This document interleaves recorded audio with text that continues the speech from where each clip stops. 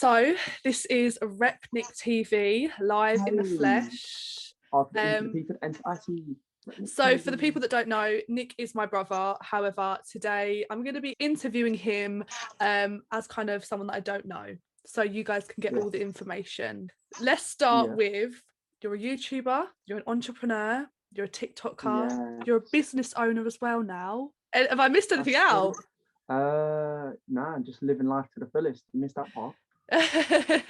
Just living your absolute best life. So obviously big on TikTok. How many followers have you got now? 2.8 million now. 2.8 million. Okay. That's mad. Everyone just let that sink in. 2.8 million followers. So obviously with TikTok, I feel like your content, it's not specific, but it is for a certain target audience. What would you say your niche and your target audience is?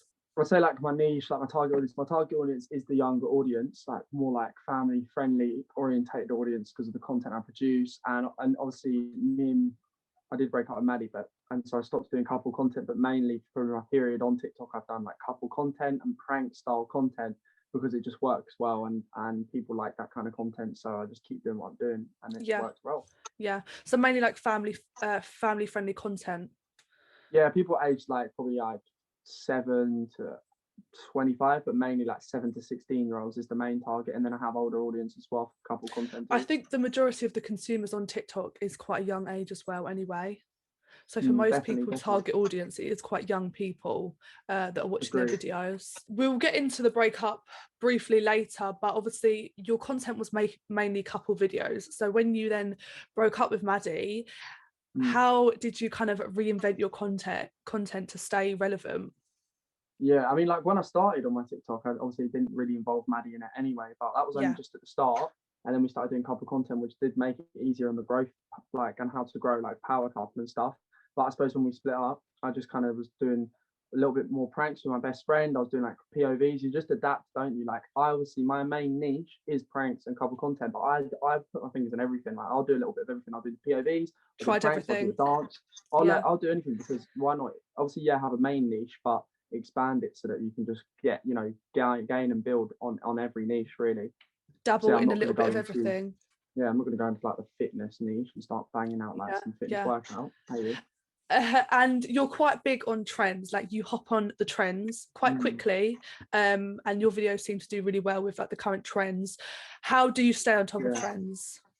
Yeah, to be fair, trends are actually, Maddie's really good at finding trends, but mainly, like, to be fair, realistically what I do is I'll follow like 10 accounts that are also really good at keeping up to trends, because you'll see some accounts that you'll see and they're like always on the trends at the right time. And it's about getting on them at the right time, and I just follow them 10 accounts, but then sometimes every other day you check them accounts to see if maybe 3 or 4 of them are doing the same trend in that day. You're like, okay, it's a trend, bang, let's do this. So it's there's some strategies and tactics you can use to try and get them. There is like sometimes you can do like a strategy to finding these things out. I see a lot of like videos like these are the trending sounds that are about to blow up, like hop on them now. And they're quite handy, I suppose, for small and big creators. Definitely, people still use them. What would you say to someone that says being a TikToker is an easy job?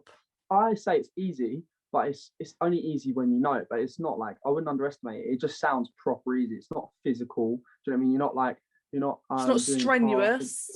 You're not hurting your back while you're like trying to lay bricks and stuff. Like obviously that's a quite physical activity to do if you're like a bricklayer and stuff like that. Or if you're in like different types of trades, that is obviously graft and hard work and physically. This is just a different type of graft.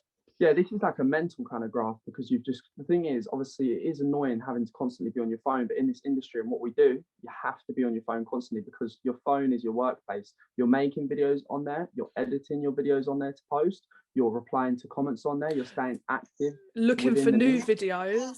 Yeah, you're looking for new ideas, you're live streaming to you keep your audience engaged, and like you're there, you're trying to do promotions, like all your work is on your phone. So you'll spend like, I personally, obviously other people might not, but I personally spend hours and hours on my phone, and it's just mentally draining. Your screen time must be very high.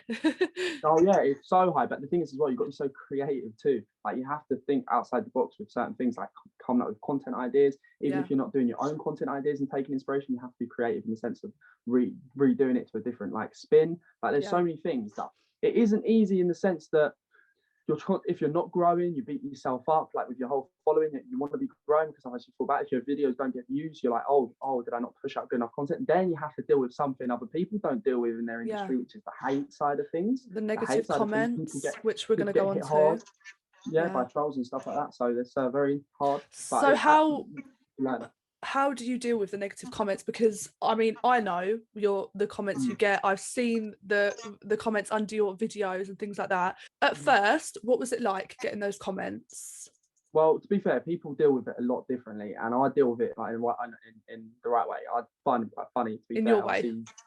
Yeah, I just laugh because it's just funny how someone takes the time of the day to comment on your video. I mean, you know. But how did you first like react to hate comments? Like, having not really experienced it. I mean, you did YouTube before, but yeah. I suppose, like, to be honest, you're like, oh, even when I've done YouTube before and you get like 10, like a couple of dislikes, and you're like, bruh, that outweighs the likes, and you're like, who the hell's like, why did they dislike it and stuff like that? Like, yeah, okay, it's kind of annoying, but I just handled it the right way. Like, I kind of like laugh it off, and brush it off. Two people do struggle with it at times, and like when I broke up with Maddie, it was quite intense. With the comments and the people pre-assuming things that happened in my relationship. The different fan bases coming together to clash. You just have to handle it correctly, though. That's the whole point. You've got to make sure you handle it and 100%. Control it correctly. And with like negative comments and obviously creating content every day, how do you stay motivated to create content and to create new content? Well, people would be lying if they said they weren't always motivated, because you always have days where you're not as motivated as other days. Of course. I mean, even today, I have filmed 9 TikTok videos, but I was like kind of like slacking. I was just a small 9. Yeah, you work up to it. Like, I started off doing 1 and then 2, and now I'm like up the scaling of like 6 to 10 a day. And then you're in the mix of it, and you just want to keep going. Yeah. But this morning I was a bit like, a little bit lethargic. I forgot to pre-plan my ideas the night before because it was our mate's birthday and we played Monopoly for hours. So we have days like that, but it's just got to stay focused on the end goal. Do you have days where you don't make videos? No, never. Every day. There has been one day. Obviously, when I first started the first few weeks and I first started my whole channel, I would do like one every other day, one every couple of days. And then when I took it seriously from April, I think there's been one day I haven't posted because I'm so committed to the cause. And I suppose as well, I mean, obviously you don't have days off, so you probably won't have experienced it, but when you kind of are taking a break from recording videos, maybe for a few hours, do you feel like if you're not recording, if you're not uploading, you're hindering your performance? I mean, that's actually a really good question. But I mean, the thing is, even when you take your hours off, it's like you've made your videos for the day, and then you kind of feel like you have a break, but you don't, because then you've got like maybe a live stream in the evening. Is there that pressure to keep going? Because you know, if you put out more content, you're going to get more followers, you're going to get more interaction. Yeah, I mean, sometimes even when we go Tesco's and we're like, we're going to go get a couple of drinks or go get some food at like 9 p.m, come back, bring some drinks back. And we've recorded like 5 videos in the shop. And I'm I don't know to switch off. Yeah, I mean, because obviously people say about the easy thing you said about the job being, people thinking it's easy. Well, things you do work 7 days a week. Well, I mean, other people do take a day off, and I'm probably going to look to balance that soon. But at the moment, I just work a day. But it's fine. I don't mind it. Yeah. So do you find it hard to make a balance with like personal life and then kind of TikTok? Is it hard finding that balance and knowing when to switch off? Yeah, I think I'm still trying to learn it because I'm trying to work on it. Stuck in the game of social media. You know, numbers can chasing numbers and always trying to grow to the next step and next goal of this, achieving 1 million, and then you want to achieve 2 and 3. Like, and sometimes it can be your downfall. It's like when I hit on Instagram, when I hit like 2k followers when in January, I was like, oh my god, like I've been stuck on 1,800 for ages, and then I was like, when I get to 10k I'll be really happy and I'm going to stop pushing it so much, and then I got to 10k and now it's 20k, and it can get 20K? I'm on 17.9k. That's mad. Like, hopefully push that hard. I'll hit 20k tomorrow. Oh, gosh. That's mad. Yeah, I need to push mine a bit more. I've got like I think last night I gained literally like 1,800 followers from my TikTok live. And the thing is, when you know it's possible, you put pressure on yourself to keep doing it, because if you don't do it, you feel like you're missing out. And I feel like with following comes opportunities, as you know. 100%. So there's like a long-term goal. Yeah, it's good that you cross-platform it too. Like, you're bringing your TikTok followers over to your Instagram. Yeah. For me, TikTok's so hard to grow on, but obviously I don't post that much content at the moment because of other commitments. Well, you say that, but you're just maybe comparing your growth to other people's content. This is the thing as well. It's comparing myself to say you, whereas you post so many videos. When actually, if you think about it, in a couple of months you've gained like 70,000 followers on TikTok, which is really good. Yeah. You've gone like from 36k to like 110. Like, if you think about it, that's actually good. 74k. In literally So it's good that you compare yourself and you set them standards and you think that you can be doing better. I do the same thing. So it can just get like a bit of a vicious cycle sometimes, can't it? Yeah. Do you often compare yourself to other creators? Well, yeah, there's this top 100 UK list that's for TikTokers, and I'm grinding to get there. You know, where are you in it? Like, I need to be on 2.9 million to be 100. So I'm close. Wow. Because I was actually going to say, I bet you don't compare yourself to anyone because you are literally up there right now. But then you have a league and there's a league down here. So you are in a league with other people, I suppose. Yeah, I don't want to have the most followers on TikTok. I don't want this. I just want to be like the top 10, top 20 in England and be satisfied with that. You know, just you want to have targets. I think the good thing about you as well is like, I mean, obviously I'm your sister, so when someone says TikTok, I think of you, but you have been in this game for ages. Like, you have been doing TikTok, am I right, since like this time last year? Yeah. I mean, to be fair, I'm playing January. I'm playing catch up with all the other creators who have been in the industry even longer. Like, I know creators that had 2 million followers, and now I have the same following they have.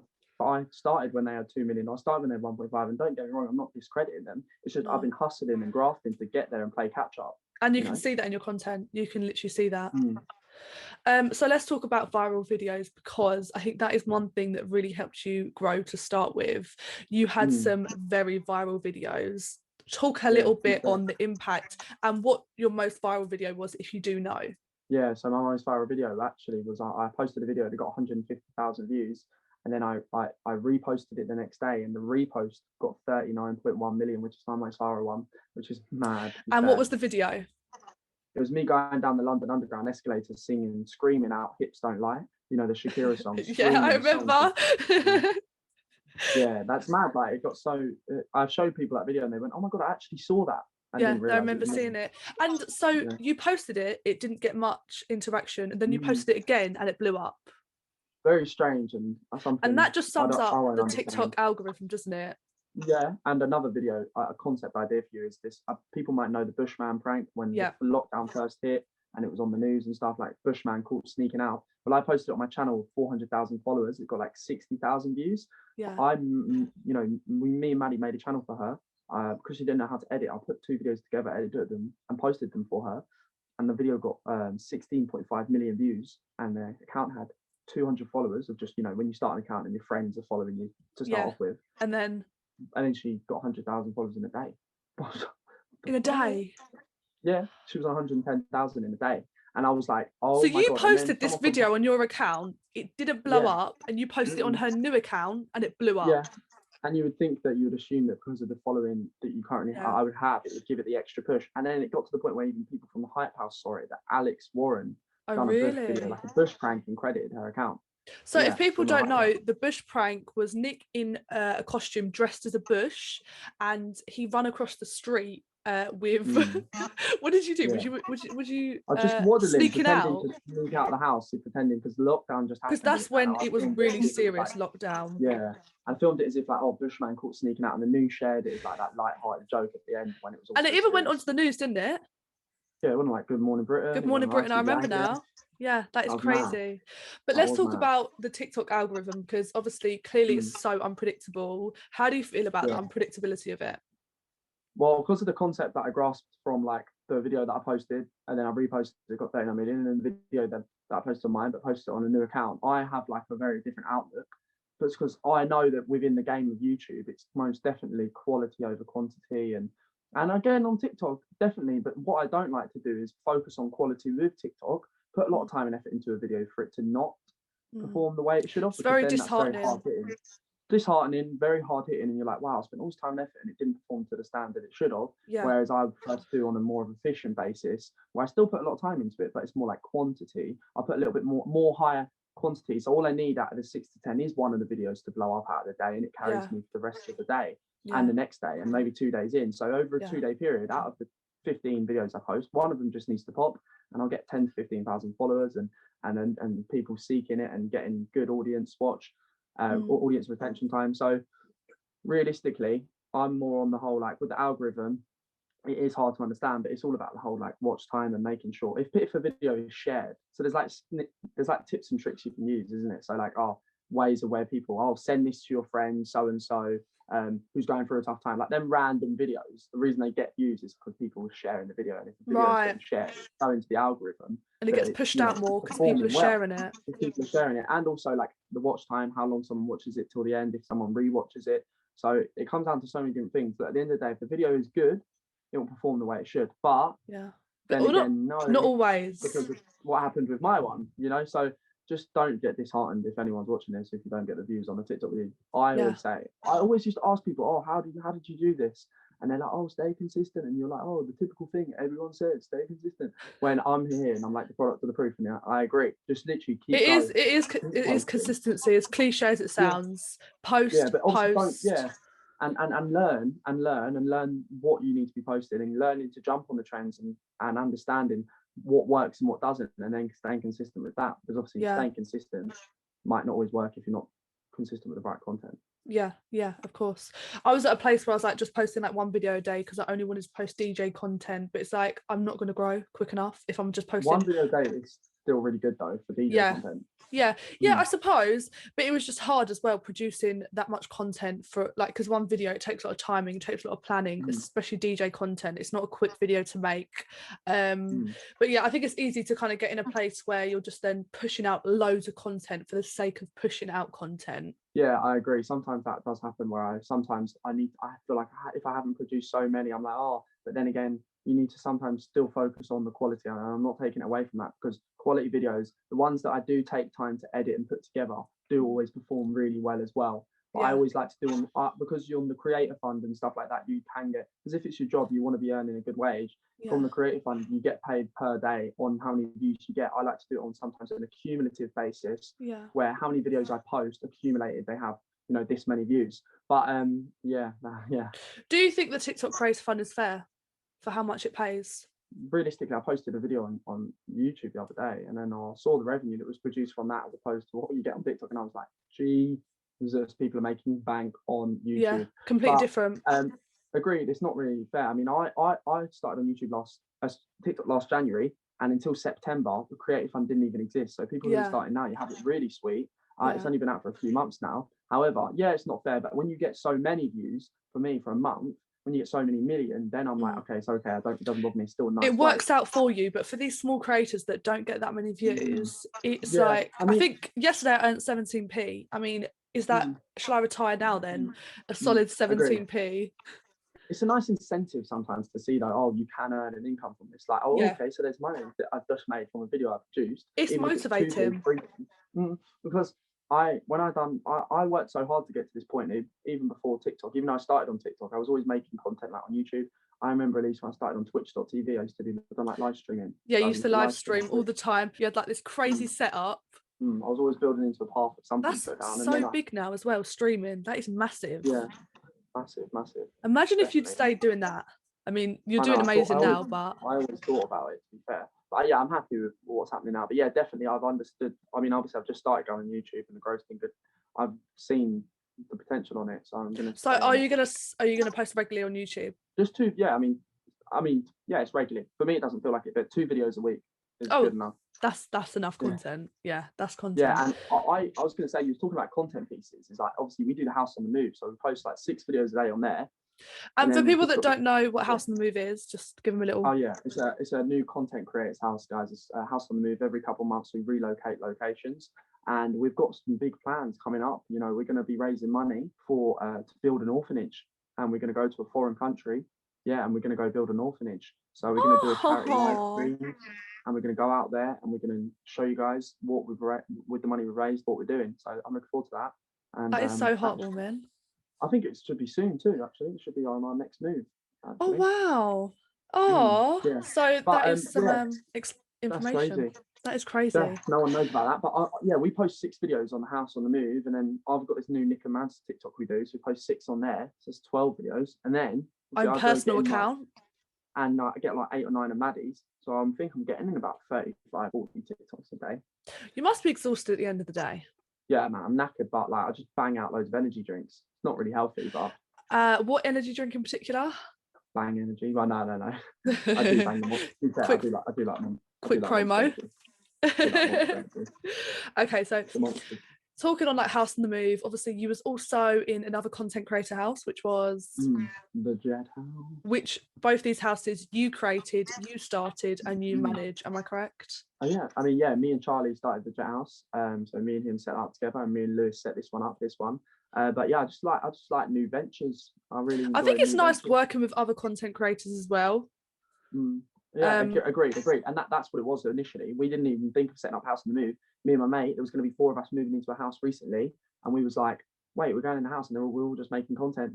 Let's make it a content house. Content creator house. Let's go. Yeah, you might as well. And it's nice to see that you're all growing so quickly. Like, you're all growing so quickly. Every day I check, and like everyone's just shot up. Yeah, man, everyone's growing quick, and it's good. It's good to see. So House of the Move being like a big opportunity, it is quite a big opportunity for anyone that got the chance to go in there. What other like amazing opportunities have come from TikTok? Well, being able to like give up your job and not have to do what another job that you want to do, like you are your own boss and stuff. Other opportunities, I mean, like brands you've worked with. Yeah, I mean, we're going to be in like a music video, me and Maddie, next week or in a couple of weeks. We're going to go music. Like you can do some, What music video? Just an artist. It's a couple kind of video, so that'll be kind of cool. Did they reach out to you? Yeah, they did. But yeah, you can get in. There's loads of opportunities. We've had obviously brand deals and stuff, but it's more like the thrill. Honestly, when we go out, I never realised. I always worked hard to try and get to this point. Like went out yesterday and got noticed twice. Like got a photo of some kid, and it was so funny. It's the funniest experience I ever had. Went to Tesco's and I was sitting on the bench outside waiting for Maddie to come out the shop. And some kid walks past us, I think his sister, and he goes like this. And I was just like, I started laughing. Imagine someone's walking past you, and they're like, and then he was like, it's him, tapping his sister, and then we got a photo of him, and that it was so dope. It's funny. Nice. You just said you don't realise it's happening, like because you have worked so hard for this to happen. Do you feel like you're not actually living it yet? Like you're not living what you've worked for yet? That is the weirdest thing. It's such a strange thing, I don't think I think people always praise where I am and stuff like that, but but do you feel like it's happening? No, I don't feel like I'm there. I don't feel like I'm there, but I know I got the blue tick and stuff like that now, and I've got a nice amount of followers, and I'm so thankful for everyone, but I just don't know. It's just normal. It's the new normal, isn't it? Feels nice though. I like it. I really like it, but I don't know. It's just like I worked so 100 miles per hour and so fast. I haven't taken a weekend or something to sit down. And it hasn't sunk in. Let it sink in. I think as well, when lockdown's over and you do go out and normal life resumes, I think that is when it's going to hit. Because even like when we go to Tesco, you just get noticed, and that's at the local Tesco. So imagine now when you go out into the bigger venues and stuff like that, I think that's when it will hit home. That'd be really nice. I mean, I'd be so looking forward to something like that. Are you excited for lockdown to be over? Yeah, I think everyone is really, aren't they? But I mean, to be honest, I don't really mind too much because I like saving my money right now. And you're being so productive with your time. Definitely. Working hard. Are you worried about balancing work when lockdown is over and normal life? Well, I've done it before, so I'll do it. Actually, it's on a bigger scale now, though. It's on a bigger scale now, though, isn't it? You've got like more responsibilities now. You've got like your house on the move stuff. So, and being in England as well, how are you going to juggle kind of normal life and work? Well, I'm not really in the mood for partying, clubbing, and stuff like that anymore. Like, so obviously I work, so I get my work done. It's like you have to stay disciplined in this. Like you can say you work for yourself, but you have to have discipline. So I'm working. If someone says, "Oh, come on, well, sorry, mate, I've got work until this time," I still work. Still got that routine in place. Yeah, I always finish my stuff by like 3-4 p.m. So you've got time after to chill and. Yeah, loads of time in the day and you can take a day off if you want. If I don't want to work tomorrow, I don't have to, but I want to. It's funny because you said that you don't want to party or club anymore. Could that be because you went to Magaluf for 3 years in a row and partied for so long? Could that be why? Yeah, well, the third year wasn't really much partying, but yeah, to be fair, agreed. And just because like I experienced it all so quick at the party, at a young age. I'm ready to just switch my mind on and kind of build stuff, you know, get a mortgage. And I've got a target to get a mortgage at the end of the year. Wow, that's a big target. So if you don't mind, we'll touch on like kind of last year and the gambling, because obviously you're talking about goals with money. Just because a lot of people probably don't know and wouldn't know, but just kind of touch on what happened last year with the gambling side of your life. Well, yeah, obviously I was always gambling for a few years and stuff like that.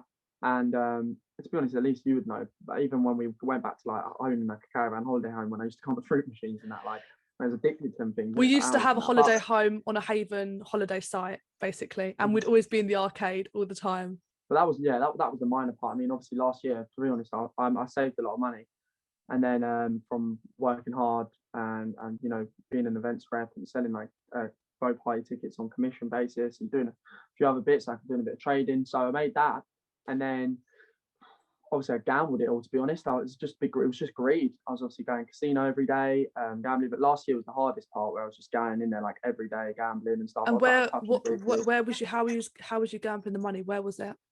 I was doing blackjack. I was doing a lot of blackjack in a casino or online. Yeah, in a casino, because I banned myself from online gambling, banned myself from national casinos in England, thinking that would be the answer, is to stop you from gambling. But the moment I got abroad in Spain, living in Spain, it's like, oh, I wasn't banned from Spanish casinos. I walked straight in there and I just started betting. And yeah, obviously again, you have your winning streak, and I was winning, but then I just started losing and lost thousands, put myself like nearly 10 grand in debt, like 8.5 grand in debt, and then nearly back out and back in the debt. And yeah, I wasn't obviously in a good place in my life. I was depressed and well depressed, even while I was doing TikTok. But I still done what I had to do as if it was just my job, TikTok, because I still enjoy it, innit? So I enjoyed it. So I still enjoyed making. You just continued. I had a routine where I'd make my videos, edit my videos, and then by 5 p.m. I'll suited and booted. I'll go down to the casino till midnight, 1 a.m. And I was just on cocktails, drinking and gambling, betting £1,000 a hand and losing and all that kind of stuff, man. It was bad. So I had to sort myself out my whole life, and I've sorted it out now. And I think with the gambling, it kind of it's a bit of a deeper issue, because I saw a lot of comments on the video where you spoke about it, like, well, just ban yourself from a casino or just don't gamble. But yeah, it's not as easy as that. It is an addiction. It is like if you look into the what gambling is and stuff like that, like it was built into it years. It's like I've got an addictive personality. So in whatever I do, I become very addicted to saying, if I want to play a game, I'm very competitive and I want to win it. I'm very, you know what I mean? Like there's a lot of different things, like TikTok, you just become addicted to what you're doing, and loads of different things. Like addictive personality can work in so many different ways. And when you do it and you do it related to gambling, I banned myself from national casinos. I banned myself online. You realise the problem. Yeah, you tried to stop it. And I think as well, I think people don't, like sometimes. I think people don't understand with gambling, like sometimes like it can run in the family. Like briefly touching on mine and Nick's dad, like he was a gambler, he was an alcoholic as well. And sadly we lost him last year. But it does run in the family, and it's not just something. Yeah. Sometimes, I mean, yeah, he bought me like from like 12th birthday, 13th, like different things like funny gambling stuff. Taught us how to play blackjack I was about like 12 years old. I could play blackjack when I was 10 years old.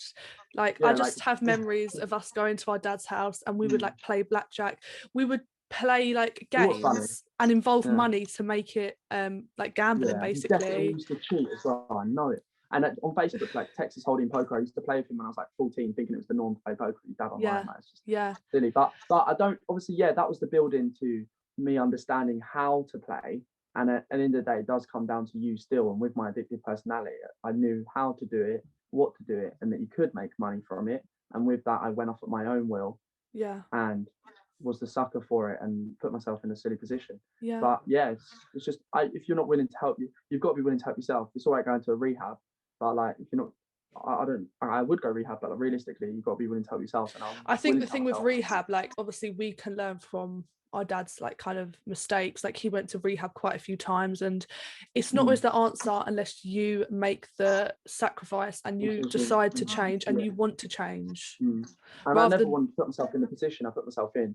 Yeah, again. So I mean, obviously I sold my car. Next day, gambled all the money. I'd done loads of silly stuff. Like I walked out of the casino. It was by like a marina. I felt like suicidal. That one of the nights I lost everything, and so just don't want to do that again. It's a very vicious cycle, the highs of winning and then the lowest of the lows. And then would you say, I think we could really just move on to the breakup, because I think that really affected your breakup, didn't it, with Maddie? Because it was at that point where you was really low. Yeah, obviously she wasn't too fast on, like, well, she obviously wanted to help me with that kind of stuff, but only, you know, she couldn't help me at the end of the day when I'm in that position of wanting to gamble and stuff like that and wanting to do what I'm doing. She saw me at my bad points. And that is a prime example of our relationship with our dads, like with him being in that mindset of like having an addictive personality and people wanting to help, but you can't help someone. They have to just do it themselves. Yeah, you do. And I mean, realistically, it wasn't that the gambling was what ended our relationship, because Maddie was never really mad at that. It's just, you know, what can we do? It was more like the emotions I feel after, the days after, the couple of weeks after the big loss and this, and the mood swings, and taking her to the casino and her seeing how I was, and all the emotions built up, and the friction of, you know, not going out, you know, okay, we went out for some nice luxurious meals and all that kind of stuff. When you're winning, you go for steak in the 5-star restaurant, but then you lost. But then when you lose, obviously you have the times of with the times where you know, for a few weeks you don't go out, you don't really do much because you can't spend your well tight on your food shop and that, because you can't afford this and that, and you're finding that you just, it's just not good. And really and truly, it's just not fair on her. Yeah, agreed. It's not fair on her. You don't want to bring someone like that into your in your life. You know what I mean? You don't want to. It's a downward spiral and involving someone else. Yeah, 100%. So December comes, the break kind of happened where you broke up. At that point, November. At that point, did you think you were going to get back together, or was it kind of over? No, I didn't think I was, because of so much stuff I wanted to work on myself with, and it's just loads of different things. And you were just so committed to working on yourself, weren't you? I didn't even expect to get back with her even when she came in the house. It was just like, when it happened again. So are you back together now then? No, not yet. Everything came back. You just said... What? You just said, I wasn't even expected to get back with her when she got in the house, implying that you're back with her. Oh yeah, no, yeah, we aren't together. Obviously, I didn't expect, when I'm saying I didn't expect that to happen, I didn't expect to, what crazy person, or should I say what smart person invites their ex to come and join the house? Do you know what I mean? Like, obviously she said she knew it would help her too, because it's hard to make solo content on your own. So I said, if you want to come here, you can make some content, we can do that. But obviously all the feelings just came back the moment that she came, and how I felt. And now that I'd sorted myself out and I wasn't in debt anymore, and I feel good, I was financially in a better little bit place. More free. And I was like, oh mate, I'm so happy. My emotions are good and I feel good, and then I see her and I'm like, oh yeah, she looks beautiful again. That is so sweet. So you two are good, you're in a good place, is that right? Yeah, perfect. Lovely. And you're both enjoying making content in the house at the moment? Yeah, always enjoying content.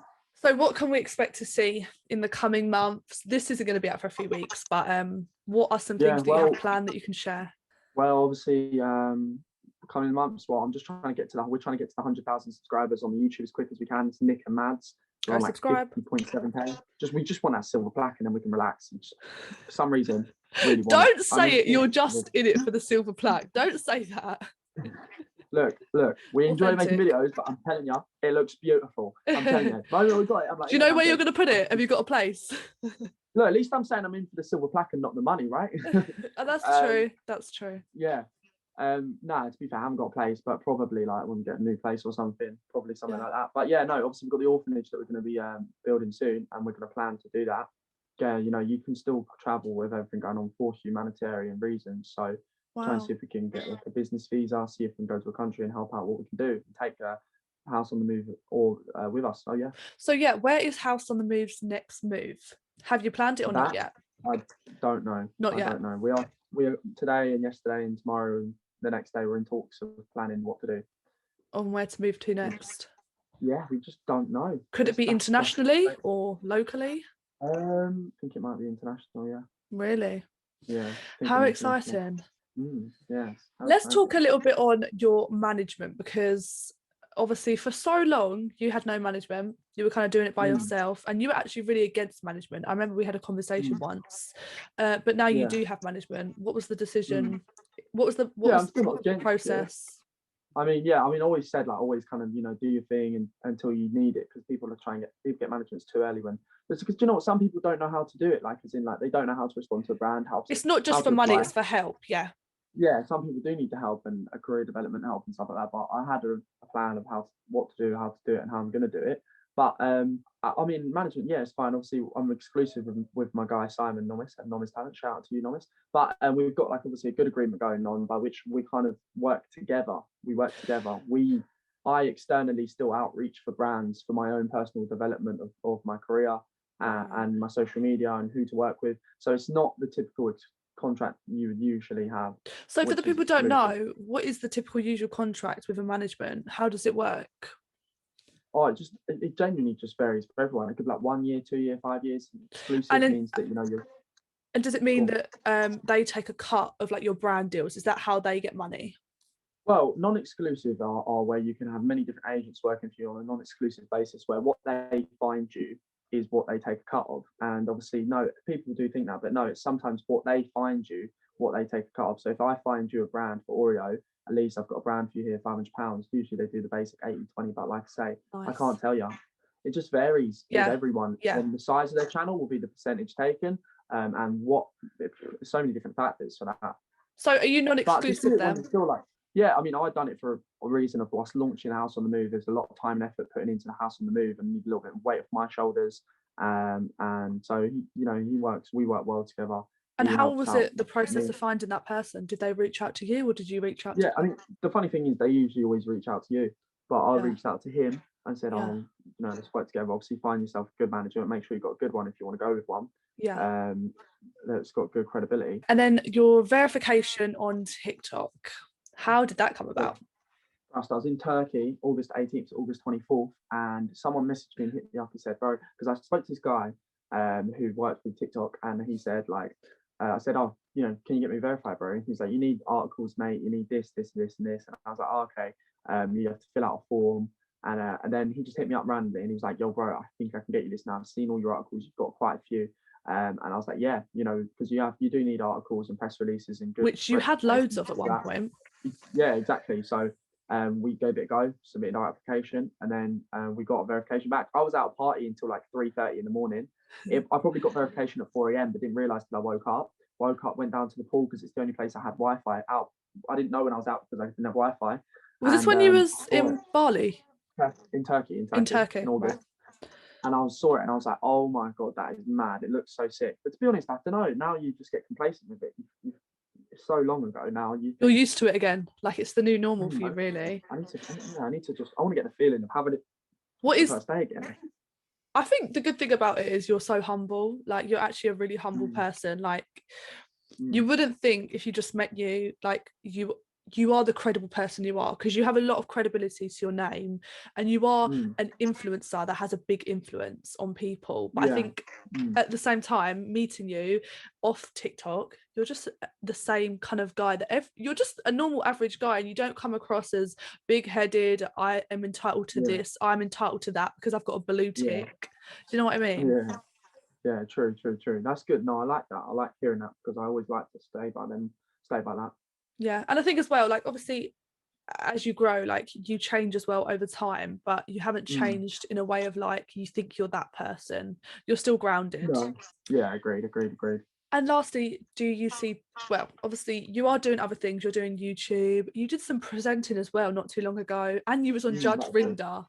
So you've done loads, and obviously TikTok isn't your only main source of income, but have you thought ahead? Do you think TikTok is a long-term sustainable career? I mean, now that they brought the creative part out, I mean, I suppose so. I mean, I'm just going to be in the game as long as it can last for, as long as it sustains what it can sustain, and everything. The time moves quick, technology is moving so fast, it's scary. Yeah. But like, we just see what happens, see where things go, and I'll stay in the game for as long as it's available to stay in. Just do what you can.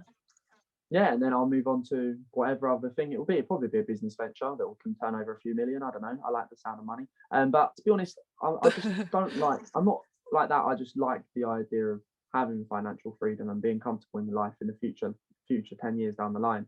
So that's how it's going to be, and I want to work towards that. And then I'll be fine. Exciting! I'm so excited for you, honestly, and we're all so excited for you. And it goes to say everyone's just so proud of you. It's literally ridiculous. So you are branded as RepNickTV. How did you come up with that name? Because you have been RepNickTV before TikTok, even on YouTube. It's because I was repping Magaluf, so I called myself RepNick. And then TV, because we're on the TV now, making videos, TV, RepNickTV. So that's simple, really. Yeah. And you had your name on t-shirts in Magaluf, didn't you? Yeah, I was giving out, oh man, do you know what the maddest thing is, yeah? The maddest thing is I was giving out business cards with my YouTube on, and I bought like 2,000, I like remember. 110 euros, and I was giving them out to every person that I was like trying to sell boat party tickets to, just giving to people on the streets, putting them on benches, and I gained like, I went from 3.5k subs to 9k in a season, like 6 months, and I was like, wow, 5.5k is mad. And then to have gained that in like a day when I shouted out on YouTube, I was like, wow, that's crazy. Let's actually just briefly touch on like the hustle, because you have done so many different things. What was your first job? I don't even get me started. I just don't know. I just get bored so easily and jobs and stuff. But I don't know, people say, oh, you just give up and stuff. And I mean, yeah, to be honest, sometimes I do. But obviously, in this, I haven't given up. But it's more like, I just like doing I think because this, you can see the longevity of it. You can see it's going to go somewhere. Yeah. I just like trying new things. Like my first job was working in bargain buyers when I was 16, £4, 5p an hour, discount store. And then I worked as a waiter, I've worked as a rep. I joined recruit training for the Royal Marines. You know, that was mad. I threw grenades when I was in recruit training. But obviously I dropped out of that week 14, but it's still a very high week to get to in training for sure. That was mentally straining, wasn't it? Yeah, obviously I just left school, so it was good to do because I was only 17. It was good to discipline you and get ready for the future. But yeah, like I've done loads of random stuff. I mean, you worked, was it for Deliveroo? Oh yeah, Uber Eats. Moved to Barcelona to sell King Cobra from the keg to Indian restaurants for like 5 weeks of my life. Random stuff. And Nick is 20, like he is 20, and you worked as a waiter. I know you touched on it, but you worked in Prezzo. Yeah, you had a couple months here, a couple months there. Oh, I worked in a sales job in London. Hey. Yeah, a 9 to 5, wasn't it? And that wasn't that long ago. No, that was last year. And on that job, I walked out on my lunch break and never turned back. I walked out to go make TikTok videos. I swear to God. And then I told them I was ill for the next week and a half to just get my payment for payday, and then I never turned back. And then you also you sold swim shorts as well, didn't you? Yeah, done that. Swim short brand. Oh, and then you also had an online business selling the most random items. I think we had like, was it like 100 fidget spinners in our house at one point? You were Mate, that was when I was like 15. I was 16 and I bought like handbags, sunglasses to sell. Oh, that was crazy. But yeah, like did they even sell? I can't remember them selling. I definitely don't think I made my return on it. There was so much stock in your room of like shit handbags. Anything to get some money. Moving into business. It was moving into business. I sold vape pens at school and then I got suspended because I got caught. Oh yeah, the selling at school as well. I remember I sold those tongue painter lollipops. Bought them for 5p, sold them for 10p. Nice little bit of return there. Banging return. Yeah, so it's just random stuff that's been done and it's enjoyable to do these different things. But now I'm ready to kind of just stay in a few different things and try and find some ways of earning passive income, you know? Yeah. Which is a way of earning money, not really doing much. Yeah, of course. Need some investments. But also you have to have the two. You have to have happiness and you can't just have money because people aren't happy sometimes. You need to start balancing that work life and social life, but in all areas. Yeah, it'll come. Nick, thanks so much for talking with me today. It has been a pleasure.